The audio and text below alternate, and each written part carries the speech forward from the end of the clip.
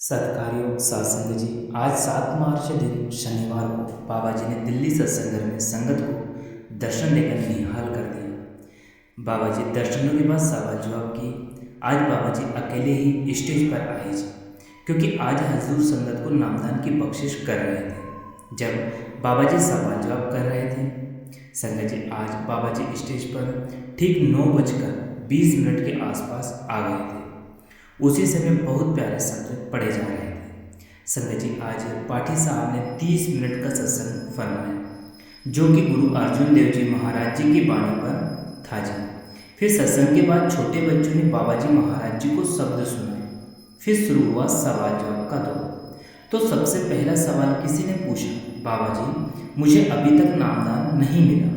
मैं कई सालों से सत्संग सुनने आता हूँ, लेकिन मेरे मन में कुछ सवाल हैं जो मुझे समझ नहीं आ रहा है कि मुझे गुरुद्वारे से नाम लेना चाहिए जहाँ अमृत धारण कराया जाता है, या फिर मुझे यहाँ से नामदान लेना चाहिए। फिर आगे उसने बाबा जी से यह भी पूछा कि बाबा जी क्या आपने भी गुरुद्वारे से अमृत लिया था। इस पर बाबा जी ने बड़े गहरे अर्थ में जवाब दिया। बाबा जी महाराज जी ने फरमाया, बेटा असली अमृत तो नाम है, सच्चा अमृत वही नाम है। लेकिन वह व्यक्ति बार बार यही पूछता रहा कि उसे कौन सा मार्ग अपनाना चाहिए। वह लगातार विनती करता रहा कि बाबा जी आप मुझे बताओ कि मुझे वहाँ से अमृत लेना चाहिए। बाबा जी ने समझाया कि बेटा जहाँ आपका मन लगे, जहाँ अंदर से खुशी मिले, वहाँ से जुड़ जाओ, किसी के दबाव में नहीं आना। लेकिन वह लड़का जिद पर अड़ गया। फिर से कहने लगा, बाबा जी आप ही मुझे बताओ कि मैं गुरुद्वारे से अमृत चख लूँ या आपके यहाँ से नामदान ले लूँ।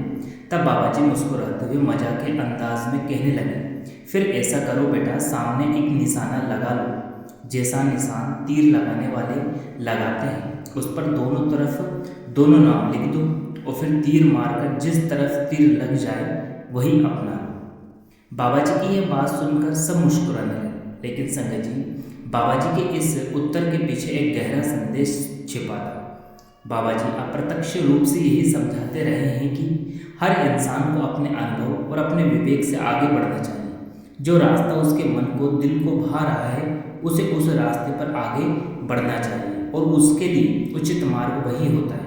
असल में इंसान परमार्थ की तरफ इसलिए जाता है कि उसके मन को शांति मिल सके। जहाँ खुशी मिलेगी वहाँ मन को शांति ज़रूर मिलेगी। फिर किसी ने पूछा, बाबा जी मेरे जीवन में आपके सिवा कोई सहारा नहीं, आप मेरे बच्चों पर कृपा बनाए रखना, हम बहुत अकेले रह गए हैं। बाबा जी ने उनकी यह स्थिति देखकर करुणा भरे स्वरों में फरमाया, देखो बेटा हम दूसरों को वही दे सकते हैं जो हमारे पास होता है।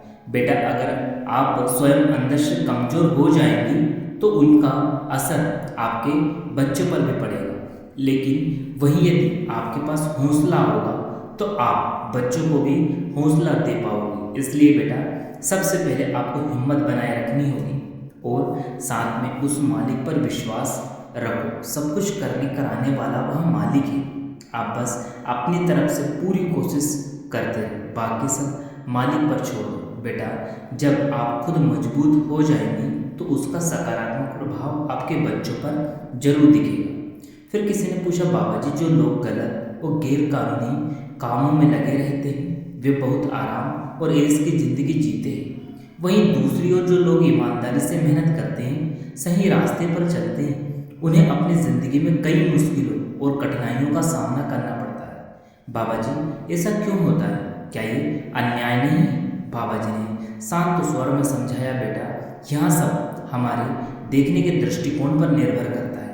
लेकिन हमें यह नहीं पता कि जिन लोगों को हम बाहर से खुशहाल देखते हैं वे लोग अंदर से वास्तव में क्या महसूस कर रहे हैं। हम किसी का मकान देख लेते हैं, किसी की महंगी गाड़ी देख लेते हैं तो यह मान बैठते हैं कि उसकी ज़िंदगी बहुत खुशहाल होगी, लेकिन उसके मन में कितनी उथल पुथल या बेचैनी होगी हमें नहीं पता होता। इसलिए बेटा किसी की बाहरी चीज़ों को देखकर असली अवस्था का पता नहीं लगाया जा सकता। फिर बाबा जी ने कर्मों का सिद्धांत समझाते हुए फरमाया, बाबा जी कहते हैं, बेटा इंसान जो भी करता है उसका परिणाम उसे भोगना पड़ता है। जैसा हम बीज बोएंगे वैसा ही फल हम पाएंगे। इसी बात को संत महात्माओं ने भी अपने लफ्ज़ों के द्वारा फरमाया। आप जी फरमाते हैं कि दत्ता दोष न दीजिए, दोष कर्म हो अपना, जो मैं किया सो मैं पाया, दोष न दीजिए अवर जाना। यानी कि यहाँ की हम अपने कर्मों के लिए किसी और को दोष नहीं दे सकते। जो भी परिणाम हमें मिले हैं वह हमारे अपने कर्मों का फल होते हैं। बाबा जी ने आगे समझाया, इसलिए हमें दूसरों से तुलना करने की ज़रूरत नहीं है। हमें यह देखने की बजाय कि दूसरे क्या कर रहे हैं, अपनी तरफ हमें ध्यान देना चाहिए। हमें अपने जीवन में सच्चाई के साथ आगे बढ़ना और ईमानदारी के साथ खड़े रहना है और अपने दिल और अपने अंतर आत्मा के प्रति ईमानदार बनना चाहिए। अपने आप के प्रति सच्चे रहो। अगर हम अपने अंदर सच्चाई को बनाए रखेंगे, वह सही रास्ते पर चलेंगे, तो यही सबसे बड़ी बात है। हमें किसी और की परख में पड़ने की आवश्यकता नहीं। फिर किसी ने अगला सवाल बाबा जी से पूछा, बाबा जी जब हम सत्संग घर में सेवा करते हैं तो कई बार हमारे मन में यह विचार आ जाता है कि इस सेवा के बदले हमें कुछ ना कुछ तो अवश्य मिलेगा। यह सुनकर बाबा जी मुस्कुराते हुए कहने लगे, बेटा सारी जिंदगी तो हम यही करते रहते हैं, हर काम के बदले कुछ पाने की उम्मीद रखे रहते हैं, लेकिन कभी देना भी तो सीखो। हर बार लेने की इच्छा ही क्यों रखते हो?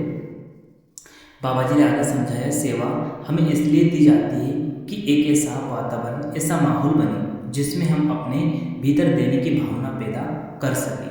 सेवा हमें यह सिखाती है कि हम निस्वार्थ भाव से किसी के लिए कुछ करें। संत महाप्रभु ने भी यही कहा है। फिर बाबा जी ने कहा कि जब हम सेवा करते हैं तो हमारा अहंकार धीरे धीरे झुकता है। हम सीखते हैं कि दूसरों के लिए कुछ करना भी जीवन का अहम हिस्सा है। लेकिन अगर हम हर छोटी बड़ी चीज़ों का हिसाब रखने लगे कि हमने इतनी सेवा की, इसके बदले हमें क्या मिलेगा, तो फिर उसे सेवा का असली भाव ही खत्म हो जाता है। इसलिए बेटा सेवा को गिनती या सौदे की तरफ मत ले जाओ। सेवा तो केवल इसलिए है कि हमारा मन विनम्र बने, हमारा हृदय साफ हो और हम बिना किसी अपेक्षा के किसी को देना सीख सकें।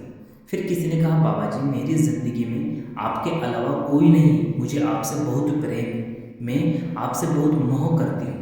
मेरी नज़र हर वक्त आपको ढूंढती रहती है। अपनी भावनाएं व्यक्त करने के लिए उन बहन ने कुछ पंक्तियाँ भी सुनाई। वह गुनगुनाने लगी कि तेरे नाल मोह है पुराना, तो माने या ना माने दिलदार। उनकी यह बात सुनकर बाबा जी ने बहुत ही शांत और मध्यम स्वर में फरमाया, देखो बेटा जो प्रेम है वह शरीर तक सीमित नहीं होना चाहिए। यह प्रेम यदि केवल जिस्म से जुड़ जाए तो वह सच्चा प्रेम नहीं रहता। हमारे अंदर जो प्रेम है उसे हमें अपनी करनी में उतारना होगा। अक्सर होता क्या है कि हम शरीर के साथ जुड़ जाते हैं, इंसान का शरीर मोह कर बैठता है और उसी में उलझकर धीरे धीरे हम सच्चे और असल उद्देश्य को भूल जाते हैं। बाबा जी आगे समझाते कि सच्चा मोह तो बस उस परमात्मा से होना चाहिए। जब हम उससे प्रेम करेंगे तो वह हमारी साधना बन जाएगी। जब हम बैठकर भजन सिमरन करेंगे तो वह वास्तविक प्रेम बनता है। बेटा यह जो शरीर है इसकी सीमा तो केवल और केवल शमशान घाट तक है, वहाँ तक ही इसका साथ है। इसके आगे की यात्रा हमारी आत्मा अकेले करती है, या तो सिर्फ और सिर्फ शमशान घाट के पास जाकर सांस छोड़ जाता है। यह सब माया का एक खेल है। बाबा जी आगे फरमाते हैं कि आए जाए सो माया। सो बेटा समय के साथ ये शरीर भी खत्म हो जाता है। असली चीज़ जो है वह हमारे अंतर में, उसकी पहचान करनी है। इतना सुनने के बाद उस बहन ने फिर हाथ जोड़कर कहा, बाबा जी आप हम पर दया महज जरूर करना और हमें आपकी महर की बड़ी ज़रूरत है। इस पर बाबा जी ने बहुत ही मीठे स्वरों में उत्तर दिया। बाबा जी कहते, बेटा मैं कोई मेहर करने वाला नहीं हूँ, मैं भी आप लोगों की तरह एक सेवादार हूँ जो अपनी सेवा निभा रहा है।